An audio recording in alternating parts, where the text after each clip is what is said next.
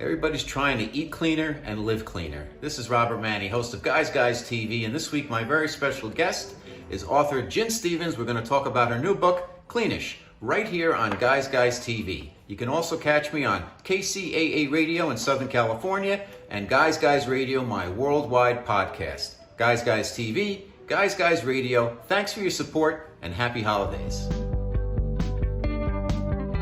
All right, everybody, it's my favorite part of the show when I get to introduce and interview somebody who's a cool person, also has a good story to share and some information that's going to help me and everybody out there. And I've got a special person today. Her name is Jen Stevens. She's been on a show previously. We talked about her book about intermittent fasting. We're going to touch on that again, fast, feast, repeat. But also she's got a new book. It's called Cleanish. Eat mostly clean, live mainly clean, and unlock your body's natural ability to self-clean. So let me tell you a little bit about what's going on first. Would you like to improve your health so you age well, prevent disease, and feel good about your body?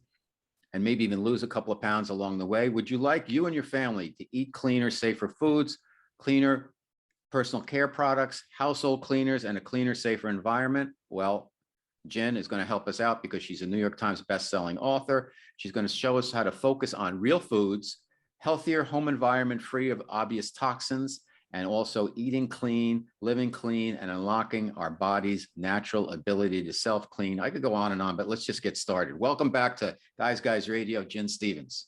Well, thank you so much for having me. I always love coming back to a show. So we have a terrific book. Once again, the name is Cleanish. Eat mostly clean, live mainly clean, and unlock your body's natural ability to self-clean. So I guess let's start right at the beginning. What inspired you to write this book? And it's a great book, by the way. It's chock full of information. It's fun to read, and it's got a lot of things I wasn't aware of. And I do my very best, as does my wife and my family, to live a cleanish life. But wow, I learned a lot. So what inspired you to pull this together? Because a lot of work.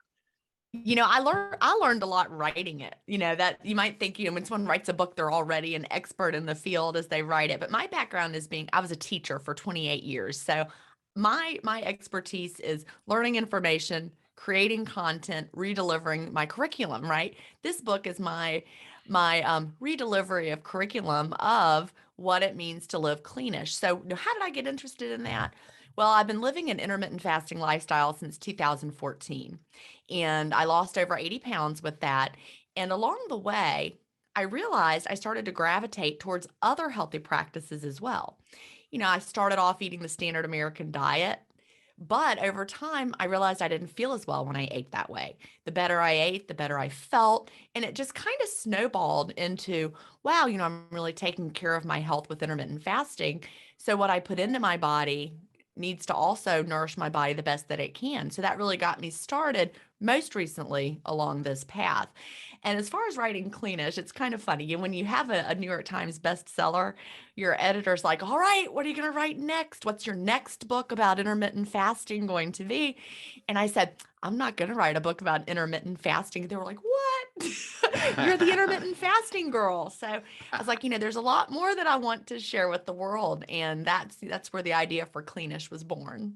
Oh, fantastic. So what exactly, for the benefit of our viewers and listeners out there, what exactly is Cleanish? What does that mean?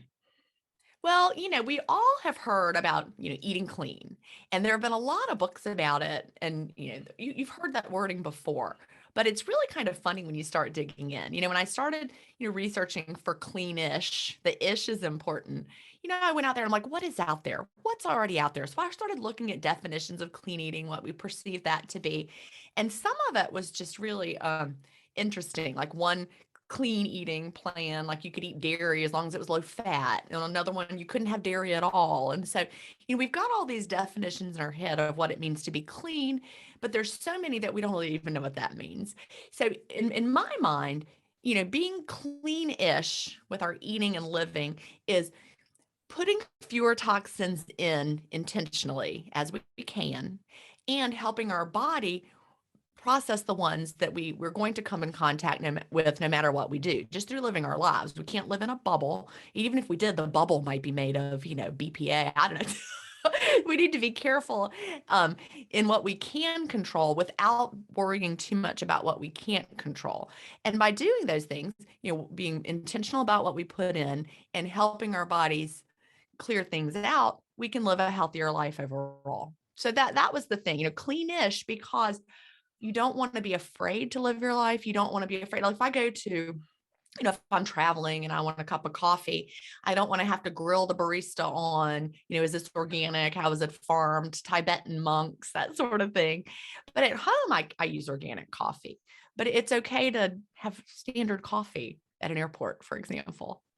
I totally understand. It's just common sense because we're all Mhm. exposed to radiation and 5G and everything else Mhm. anyhow. So it's a matter of is so Ish. important. Let's talk about the human body a little bit, just for Okay. context, Jen. Most people are relatively unaware that the bodies are predominantly made up of millions and billions of microbes. And these microbes, particularly in our gut, are critical to Mhm. our overall health and well-being. What do people need to know about the importance of gut health as a leading indicator to the prevention of chronic diseases? In other words, do all diseases begin in the gut? Do all diseases begin in the gut? I would not say go so far as to say all, Okay. obviously, but I will say that the gut is just, um, it is really the seat of so much of our health, right? It can be found right there in what lives in our gut. It's so interesting. We think we know a lot about the body and the gut. We are really just unlocking the secrets of what's going on down there. In the past decade to 2 decades is really when we've finally been able to sequence what lives in the gut. Scientists didn't know. They're like, it's just, the stuff, the gut, whatever, bacteria, poop. And then they started being able to genetically sequence the different gut bugs that live there. And they realized it's a very diverse place, with so many different things that all have jobs to do. And your health can really be linked to what gut bugs live there. Like there are some that are associated with obesity. There are some that are associated with increased inflammation, decreased inflammation, certain gut bugs, leanness. So our goal is to foster a healthy gut community. And there's so many ways we can do that. What we put in matters. We all probably have the idea that we want to feed them healthy foods, because our guts down there, breaking apart what we eat, and then they create all these compounds that go out into our body. So if you're feeding your gut mostly ultra processed foods, the standard American diet, first of all, that's going to foster the unhealthy gut bugs. And then they're going to be releasing compounds that cause increased inflammation in your body, all sorts of things that you don't want to have happen. But besides just we want to feed them the good foods that support the good gut bugs. We also want to stop putting in things like artificial flavors, artificial colors, artificial sweeteners, because those are also really bad for the good gut bugs, but they nurture the ones we don't want to nurture. So I didn't even realize how important these chemicals were for our gut microbiome until I really started digging into that. And so, we all have a hunch that artificial sweeteners are not good for us, for example. They have 0 calories. We've been tricked into thinking they're good for us. We kind of probably all know they probably really aren't, but we're not sure why. Well, one reason why is they're not good for our gut.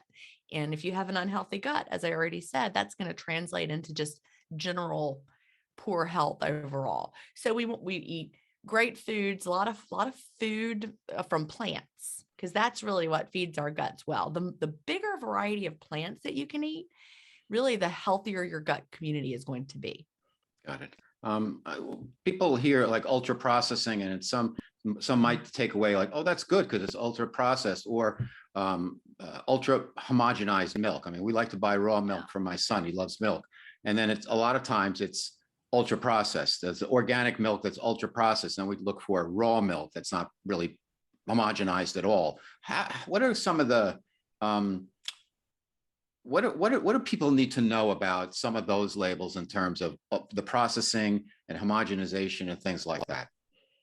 Well, just in general, the term ultra processed foods is one we've really started hearing over the past few years, because prior to that, people just talked like loosely about whole foods and processed foods. But that didn't quite give us enough information because even, I like to make my own bread from scratch from time to time. I have a wheat mill. So I take, the organic wheat berries and I grind them into flour, that's a processed food because I'm taking something, the wheat berries, grinding them, processing them, turning them into bread.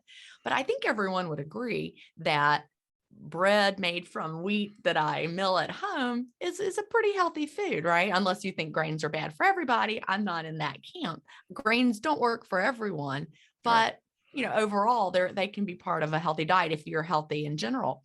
So there's a difference between processed food, like that bread that I make, versus ultra processed food. If you go to the grocery store and get a loaf of white bread that's got a long list of ingredients, that is an ultra processed food because so many of those ingredients, first of all, you would not even be able to buy them to put them into your own food at home because they're made in a lab, they're in the factories when they put them in the bread. But it's not even recognizable by the body as food. So when we think about ultra processed food, like that loaf of white sandwich bread that we all grew up on, it's just not recognized by the body.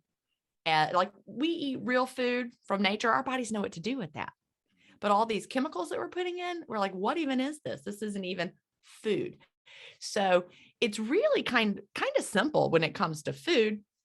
If you can identify what it is, it's probably a safe bet. If it's got a long list of ingredients and most of them are made in a factory, that's ultra processed food. And it's not going to be good for us. We have got so many studies. I go into them in Cleanish, study after study coming out about ultra processed food. And, a lot of times in the scientific literature, we find, confusion or they don't always agree. But when it comes to ultra processed food, I've yet to find anyone who says that ultra processed food gives us benefits. Mhm. All these ultra processed foods are linked to so many of the modern diseases in society. So really just reducing the amount of ultra processed food and increasing the amount of real food, you're going to be better off. Now, I'm guessing that the food companies, I used to work for a major food company way back when, and I was in marketing, and I didn't get into too many conversations about, health per se. It was Right. about consumption, and it wasn't like let's make it as cheap as possible and people will buy it, but we always looked for ways to save money, of course, in the Right. processing and, enhance the profit margin. So what are, I guess, the reason why major corporations are using so much processing, because ultimately, based on quantities, that they're saving money in the long run, and that's why they're doing it, and they're just not looking out for it.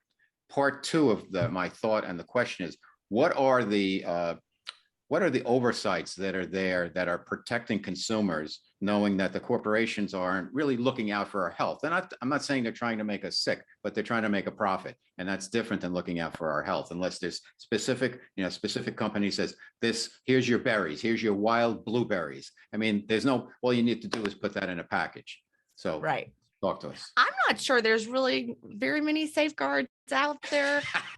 Honestly, I'm just being honest. I mean, they make sure that the food is not rotten when we get it. There's certain things like that. But in general, the problem is if you eat that white sandwich bread, you're not going to have an immediate adverse reaction. You're not going to eat the sandwich bread and then die. So there's no close cause and effect. The harm comes to your body over the long term. So it's hard to blame that white bread as being detrimental because it's really just, a combination of lifestyle things, back to what you were talking about with the companies and, the profits. That's one reason why, these chemicals are there. They make the food more shelf stable, for example. I don't know. I was watching something not that long ago. It was a lady who was being interviewed. I can't remember what it was on, but she had this McDonald's burger that she carried around with her. And I swear it was like 5 years old or 10 years old or something. And it just looked like she could have bought it 2 days ago. It didn't have mold on it. It was, a little dehydrated looking, but that thing, she had been hauling that around with her for years. The companies, if their food goes bad, they have to throw it away and they can't sell it to you. So, the preservatives, all the chemicals in there to keep the food shelf stable, that's important to them. Mhm. And, the more food, the chemicals, like, for example, remember when low fat was the rage and everyone was looking for snack wells? Did you buy the snack wells? Oh, sure. Yeah. They have to put in things like emulsifiers. I don't even know if that's the right word for it, but all these fat substitutes to give us the same mouth feels, the feeling like we're eating a real cookie. So they have to like come up with these things in a lab that fool us into thinking, oh, we're having real food. But they're just a bunch of chemicals and our bodies don't even know what to do with them. But it's a lot cheaper than, like you talked about, the organic real food. Okay. Guys Radio, my special guest is the incredible Jen Stevens. We're talking about her new book, Cleanish, Eat Mostly Clean, Live Mainly Clean, and Unlock Your Body's Natural Ability to Self-Clean. And just for context, your background, you were a teacher, but also you have a doctorate in education, degree in gifted and talented education, master's in natural sciences, bachelor in elementary education, and graduate of the Institute of Integrative Nutrition's Health Coach Training Program. So you've got a lot of experience in the field and credentials. So it's not just you're somebody at home who just likes use Google to find this. You've Right. walked the walk. So I've thank written you. a dissertation. Yeah, I know Yeah. I got it past a committee. So I know how to present information and find it, right? Okay, so let's talk about some of the real culprits when it comes to ingredients in our food. And I guess the vast majority are in processed and packaged foods. What are some Yeah. of the highlights, the ones like, uh-oh, don't take that one. Like carrageenan, I heard is a real bad one. Yeah, a lot of these, sneaky things that, are on all these labels. The closer you can get really to traditional methods of having, like something we have to go back farther than our grandparents now, because my grandmother always had tab and chicken and a biscuit crackers. But so you have to keep going back to the generations that like farmed and grew their own food. If it's close to real food, it's probably good for you. If it's got all these chemicals on the label that you can't pronounce, it probably isn't. Now, that being said, I tell a story in there in Cleanish about just because something is hard to pronounce doesn't mean that it's dangerous.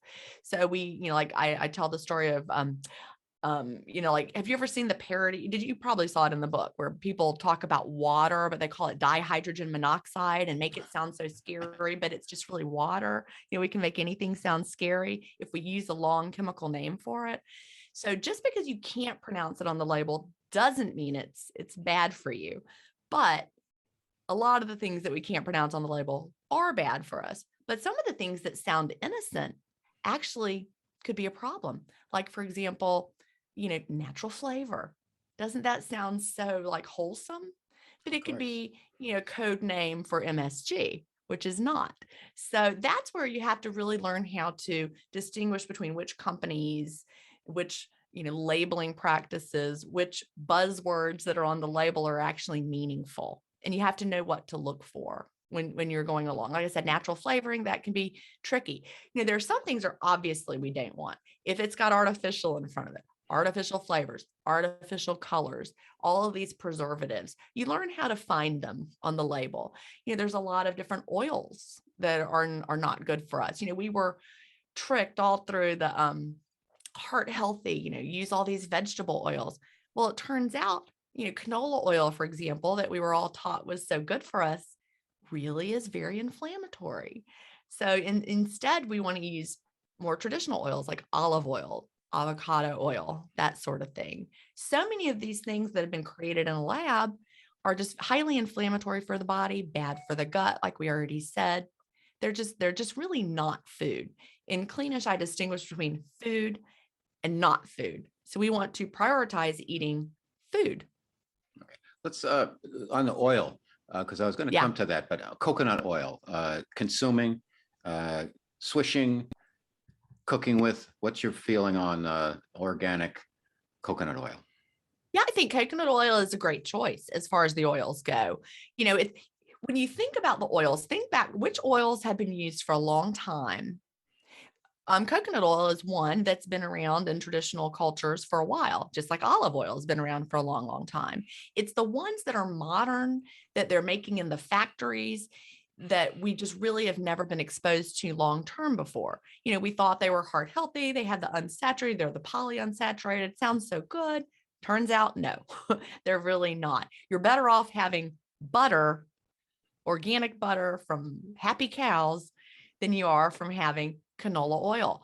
We've just been so misled by the processed food industry. They want to sell you this. It's a lot cheaper to make their processed stuff than it is for you to get the butter. So cheap ingredients once again. Let's stay on that the dairy area, because there's a lot of Okay. confusion about milk and eggs. So with milk, Right. I gave the example of we look for raw milk, but sometimes we see organic milk, but it's ultra pasteurized. And my wife's like, we don't want it ultra pasteurized. We want it raw. And I was like, you're paying triple the amount for the milk, basically. Yeah. But you're getting just milk. So talk to us about milk, and then also eggs, because eggs is very confusing for people, and sometimes a little bit deceiving, I think, in terms of labeling, where you want pasture raised, so at least the chickens can walk around a little bit, because otherwise, cage free doesn't really mean what you would think it would mean. So could you explain some of the terminology that's used for milk and eggs, which are staples that most people buy? Really, I'm envious that you have access to raw milk, because here where I live, not every state has raw milk. So I just had to celebrate that with you right there. If I had access to raw milk, I'd be super excited. But again, it has to do with raw milk is more than just, it comes out, it has all these different things in it that are beneficial. We tend to think that, like, for example, bacteria is always the enemy, right? We're going to get rid of it. I remember watching Michael Pollan's series Cooked on Netflix. Did you ever watch that? I have not. It was great. It's only, I think, 4 episodes. I would highly recommend it to anybody, but there's an episode in there where they've got, like, I don't know, I feel like it's been a few years since I watched. I think it was nuns making cheese in a cave or something in this process. I mean, it's like they've been doing it that way for, I don't know, thousands of years. Well, the health authorities came in and they're like, this is not very hygienic. This is, you gotta go to a kitchen and well, then they weren't even able to make it. Apparently, all the stuff they were doing in the cave with whatever was important. We need those microbes. So if you ultra pasteurize everything, it might sound good to our modern, we want everything to be just, hygienic, but really those microbes, like, for example, in blue cheese, that's not dangerous to us. Knowing the difference between what's good for our bodies and what's dangerous for our bodies, and the stuff in the raw milk, if it's been, processed appropriately, we're getting stuff in there. We don't even necessarily even know all the benefits that come from that, versus if you just pasteurize it, it's just, you're missing out on those benefits. So the nuns were able to go back to making the cheese in the cave. Long story short, but it actually, we don't even know what all those health benefits are. We just think we want it to be a certain way, but really, oops, that was not right. As far as things like, all those labels on the eggs and the dairy and the beef, what's actually important. You're right. There's a term called greenwashing, and the industry is just full of it. I mean, whether we're talking about the food industry or personal care products or your cleaning products, greenwashing is, I mean, I was a victim of greenwashing, because you're standing in the store and you're looking and you're like, well, I don't know, cage free sounds good to me. I'm going to get these. Plus, they're a little cheaper than those. So we put them in the cart. Honestly, you mentioned the raw milk being so expensive. That's often a good sign that that's the one you want, because it costs them more to produce it. So that means it's going to be more work for them, which means it's probably better for the animals. So you don't always just know the most expensive one, but probably when it comes to food production, there's a lot to be said for that, because they had to put more effort into letting those chickens go outside and eat the bugs versus just being cage free. Okay. We want the animals to have eaten what they're traditionally eating, really. Exactly. And then let's talk about, we'll get to sugar in a moment, but to Okay. the point of eating what they're supposed to eat. And now, from what I've read, many cows are eating grain instead of eating Yeah. grass.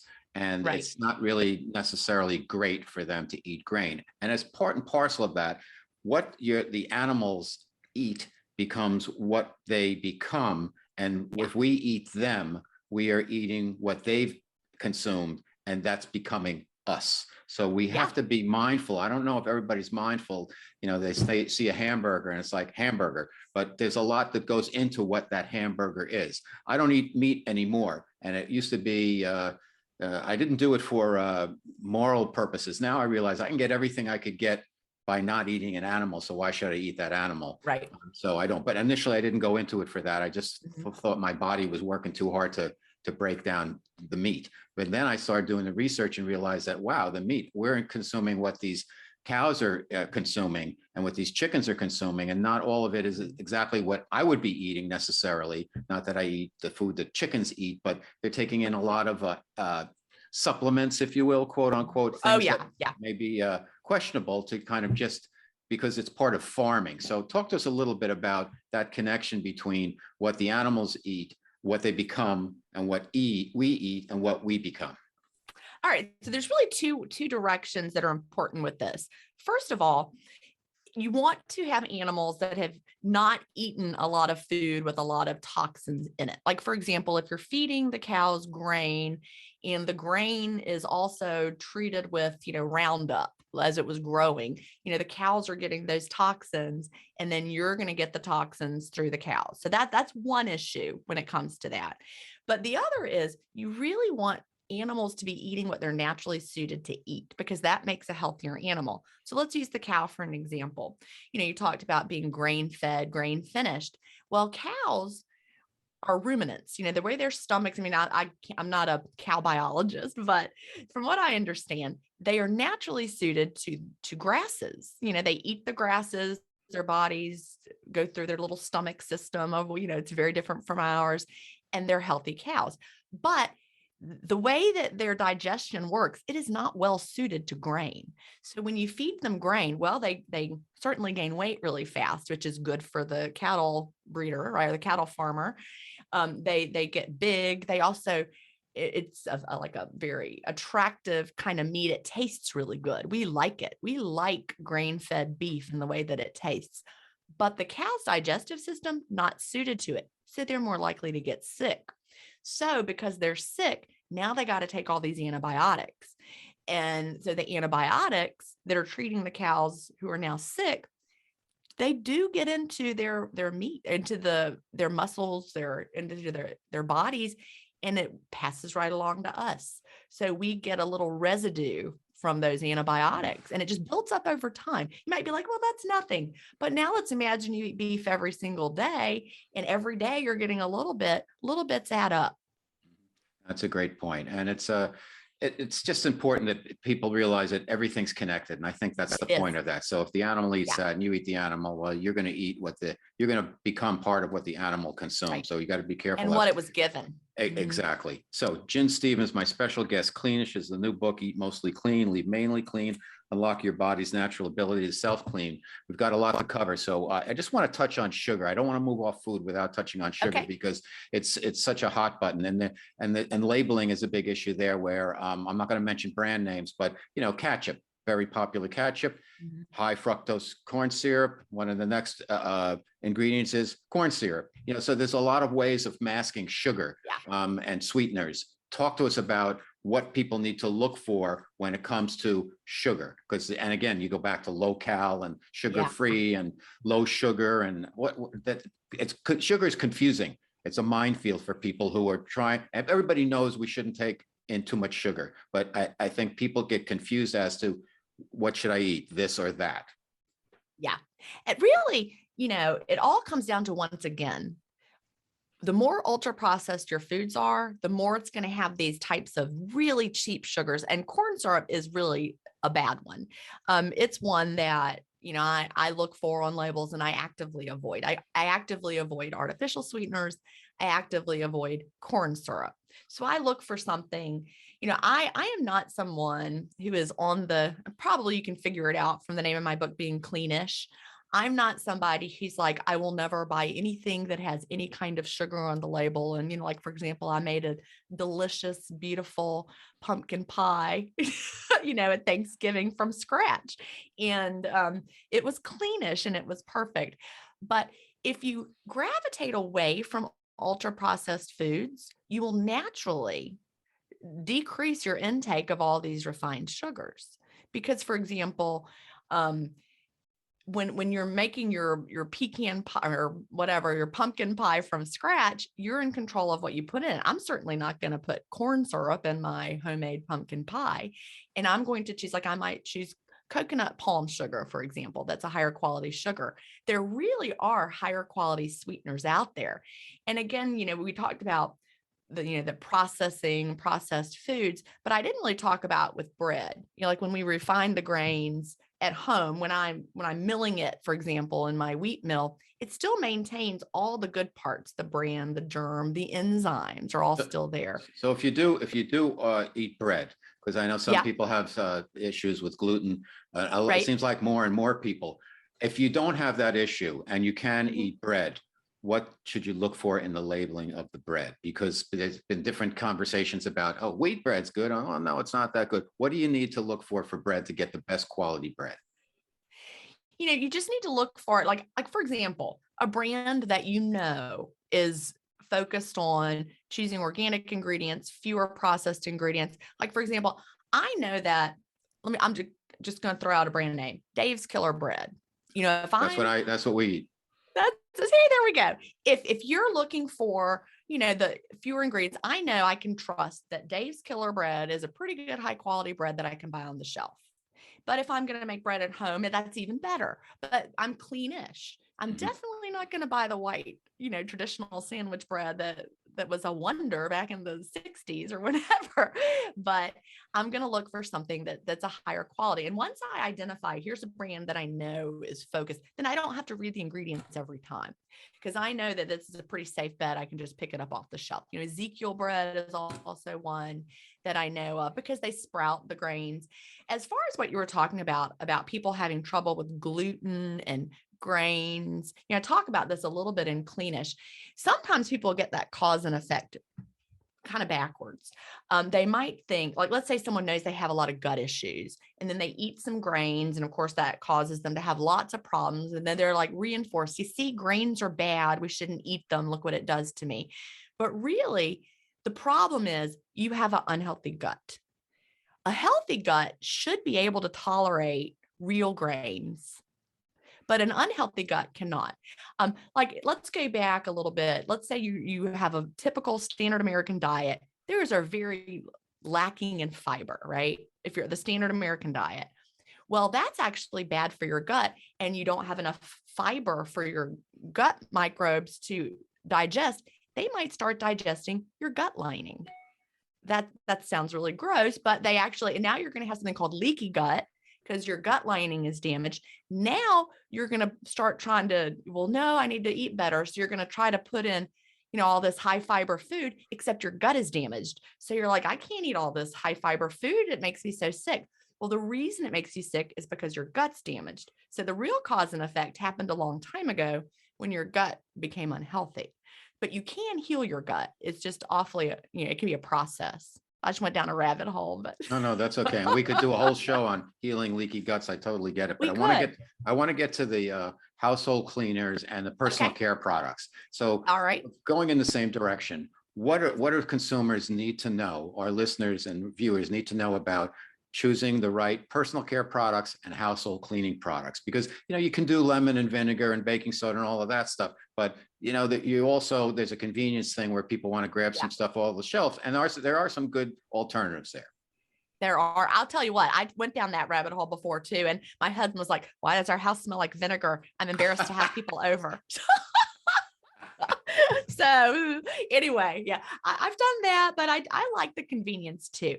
So I'm going to share a great resource with your audience. Have you ever used the Environmental Working Group's Healthy Living app? I will. I'll check it out. Get it. Download it. It's free. The Environmental Working Group's Healthy Living app. It is fantastic. I talked before about greenwashing on labels. I'm going to tell you, I was bamboozled by all the cleaning product labels. I had some that I thought were like fabulous brands that I thought were good just because, on the label, it makes it look so natural and they throw all those buzzwords at you. And so when I started, I was using the environmental working group app. I'm like, okay, I'm writing this book now. I'm already doing a really good job with my personal care products and my cleaning products, but let me just check them. I was astonished at how bad some of these actually ranked. One example I talk about in Cleanish, my husband had this mouthwash that he used, and it was like healthy. You bought it in the natural section. It was made by a dentist. It had aloe vera. It sounded so healthy. Well, guess what ranked higher than that? Plain old Listerine that my grandmother used got a very high score on the environmental working group app. Now, if I put those two products in front of you, original Listerine that's amber colored versus this, healthy dentist looking aloe vera mouthwash, which one would you have chosen as the healthy one? You would have made the wrong choice. So using resources that actually have really investigated the products, like the Environmental Working Group's app, that can be very helpful. And then you get your core products, and then it's easy. You're no longer standing in the store like confused because you know what to buy. But sometimes it's very surprising. How about with personal care products like moisturizers and things like that? I think sometimes people get confused as, oh, this one's really good, or oh, no, I'm not sure. And then the prices vary greatly. Yeah. What are some of the buzzwords that they need to know, and types of ingredients to avoid in their personal care products? And again, I'm going to tell people to go straight to the app, because like the example I gave with dihydrogen monoxide, you can't always tell just because it's a long, crazy looking word that it's going to be bad for you. And you don't want to fall victim to greenwashing. So the Environmental Working Group does a great job of having the personal care items in there as well. I, for example, have found a brand that I like, and there are lots of good, clean brands out there. But you look for a brand like I talked about with Dave's Killer Bread, but with your personal care products. Like I buy all my makeup, shampoo, everything from a certain brand that has what they call their never list, and they don't use any of these certain types of chemicals ever. So I know I don't even need to read the labels, because their commitment of their company is we will never put any of these things in there. But you really have to check and make sure, like the one that I thought was good, with the greenwashing turned out to not be as great as I thought it was. And it can be really confusing for consumers. So find those brands that, Environmental Working Group will also verify, yes, they are as good as they say they are. And then you can just trust that that brand has got what you need. And then, remember that Ronco ad with, they were like, set it and forget it, with the rotisserie grill? That's how I like to live my Cleanish life. I can set it and forget it, and I don't have to stress about it. I know this is a safe product line. This is what I'm going to use. Okay, got just a couple more minutes with Jen Stevens. The new book is called Cleanish. Let's talk about the body, and how the body can clean itself, and the core organs, how you keep them clean, and the role and your personal perspective on vitamins and supplementation as part of that. Mm-hmm. All right. So, our bodies are amazing. We have got amazing self-cleaning mechanisms from head to toe, all throughout our bodies. We all know our liver is important in detoxing. Well, it really, really is. Our kidneys, our skin, all of our body knows what to do. We have our lymphatic system, our glymphatic system. All of them are tasked with filtering out the toxins, cleaning them out, processing them, and helping us eliminate them from the body. But we've got a problem. The problem is our bodies are designed to deal with, like 1,000 years ago kind of toxins, not what we've got going on now. Babies are being born now with chemicals in their cord blood, because it's passed from the mothers, and it's, the mothers are trying to be healthy, but stuff is everywhere. So our bodies are overburdened. So we have to support our bodies the best we can so that they can do the important detoxing that they know how to do. You don't have to do anything fancy. You're not taking special cleanses. We're just being intentional about what we put in, like organic produce, organic meat and dairy. We're not putting in those artificial flavors, colors, preservatives, chemicals. We're not cooking in Teflon pans, that sort of a thing. Less is coming in. And then one of the most important things is to support your body's self-cleaning with nutrients that you put in, because all those vitamins and minerals, you don't even really know why you need them, but you do. Well, it's because, some of them support your liver as it does its work. And so your liver relies on those nutrients to do what it needs to do. Like, it takes these toxins and it does things with them and processes them and gets them out. But if you don't have that nutritional support, they can't do it. So let's talk about, the vitamins and supplements that you can take. Let me put one thought in there. I'm sorry to interrupt. Okay. Some of the thinking is that it's good to take, if you take the right supplements, it's good and almost necessary, because a lot of what we consume is not that good. And a lot of what we're exposed to is not that good. So the additive parts of, the supplementation becomes more necessary than we may think it is. It's not like, oh, you're just a vitamin, you're a health nut, you're taking all these vitamins. Well, the reason is that because the food we're consuming and our environment is causing us a need to take in more to get us up to speed to where we should be. Thoughts? Because our soil is depleted, for example.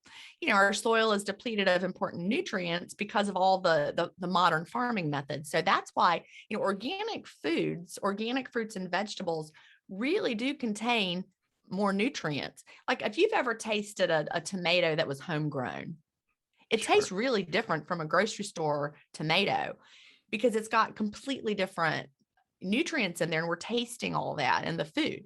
But they've, the watery tomato that you get at the grocery store that's been grown conventionally. I mean, when I say conventionally, I mean, factory farming kind of thing. It doesn't have all the good stuff in it. So in that case, you're right. We want to get as much as we can from our foods.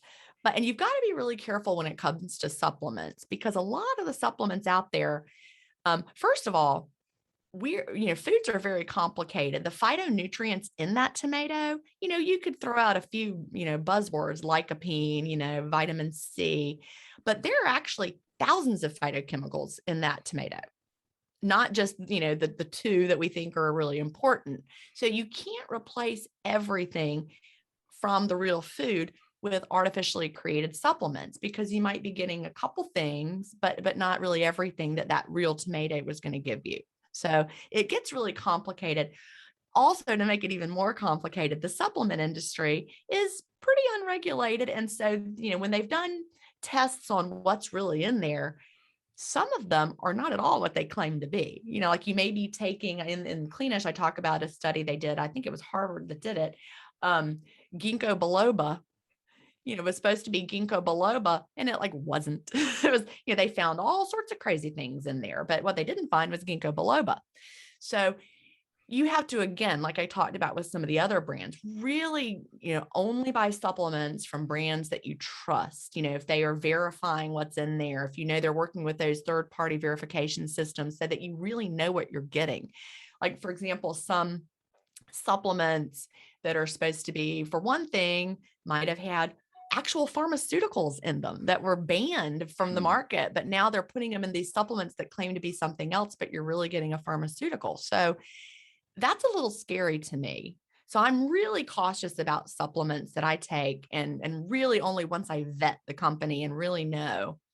Okay. Like if I've met the founder of the company, there's a supplement line that I take. I've met the founder. He takes them himself. I feel good about those. All right. Jen Stevens, the name of the book is Cleanish. Eat mostly clean, leave mainly clean, and unlock your body's natural ability to self-clean. We're running out of time, but real quick, last question. Can you give 3 quick tips that people can get started to live a more cleanish life? And then give us your information. Perfect. Okay, 3 tips. Let's see. First, get that environmental working group app and start looking at some of the stuff in your house, and you're going to be surprised at what you find, and just over time, swap them out for higher ranking things. 2, prioritize real food. It might feel like more work to cook it yourself, but you're getting so many more nutrients. And 3, organic when you can. If you can't do organic, a conventional zucchini is better than an organic, popsicle or whatever, I got it. So we want to prioritize the real foods, especially fruits and vegetables and things like that, close to how they came in nature. Okay. Where can everybody find more about you and your book, Jen? All right. If you go to jenstevens.com, Jen is Gin, Stevens with a PH. I have everything there. I have jenstevens.com/Cleanish. You can find links for Cleanish there. You can find, I have different communities that you could be a part of if you wanted to learn more about that. Intermittent fasting, we didn't even touch on that, but that is one of your body's best self-cleaning mechanisms. So you can learn about that and get connected. And you can listen to one of my podcasts, Intermittent Fasting Stories, the Intermittent Fasting Podcast, or Life Lessons, which is not about fasting at all. It's about all sorts of things. But yep, check out Cleanish, check out Fast, Feast, Repeat. All right. Thank you so much, Jen. Great job. We did intermittent fasting last time. Maybe we'll do it again. And I hope to see you again. And best of luck with the book. It's a terrific book, everybody. Thank you. Cleanish, Jen Stevens, my special guest on Guys Radio. Thank you, Jen. Thank you. If you're enjoying the content and the guests I bring you each and every week to Guys Radio and TV, please subscribe to our channels. Thanks for your support.